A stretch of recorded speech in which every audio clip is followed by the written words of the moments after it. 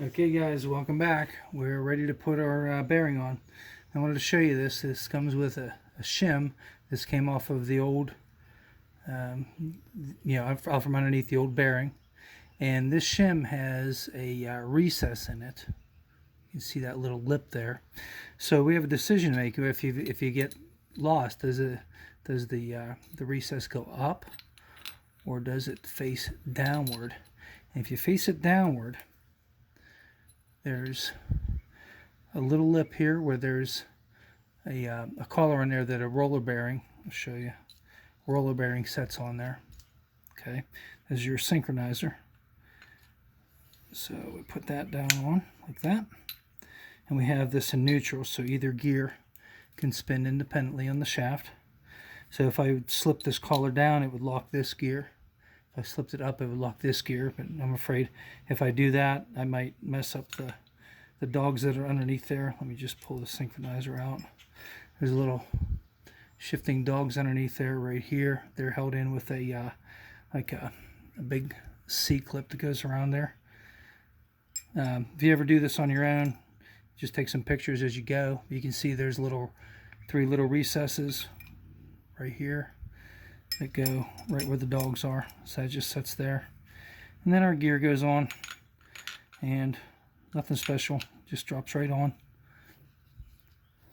And like I said, this is a little intimidating if you never did it before, but once you do a couple of these, it's okay. So the question is, do we put it with the recess down or the recess up? And because whenever I pulled this off, I kind of lost track of it. This got turned around. So we always want to go with the recess up. And the reason is because right here, this little collar, that recess will set on the collar, and it'll drop the washer down a little bit, and what will happen is it'll be actually under the level of this gear, the plane of this gear. So I'm going to flip that over and place it like that, and now this surface right here will be just slightly above this gear, so whenever we push the bearing down on, it's gonna be proud of this gear, so it'll rotate freely. Okay, now there's one caveat with the bearing. This is the newer style bearing, and let me get it up here where you can see it. And you see there's a groove in it. That's for a snap ring. And if you put this on upside down, you'll just have to tear it apart again. So always want to go with the groove for the C-clip up. Now we could put it on our Harbor Freight press again and press this on, but the problem is there's really nowhere to push off of.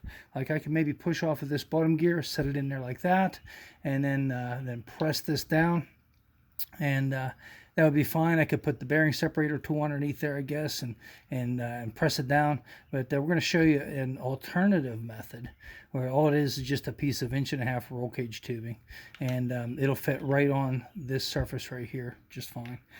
All right, so we're going to go there, and if you got headphones on, you've been warned because I'm going to use the hammer. So all we do is place it on the vise, center that up, get it nice and straight. We get the BFH, and we just give it a little love tap. And this will press down on pretty easily. I'm going to just double check it, make sure we're going on straight, and that looks pretty decent. We're a little high on this side. Now as we get closer, we want to keep an eye right in here, make sure the shifting collar hasn't moved, make sure that hasn't shifted, and these things, as you're pounding, this can bounce around a little bit. So as I'm holding this, I'm not putting my finger in there. You can see our bearing's almost all the way down. Not putting my finger in there, or my hand in there, that's for sure. I'm kind of guiding it and holding this gear to keep it from bouncing up like that as we pound this down on. And you'll hear the tone change as it bottoms out. So we're almost there already. Won't take much more. And right there, it just changed. So what we'll do is eyeball that, and we're going to give it a couple more taps just to make sure it's completely seated the whole way around.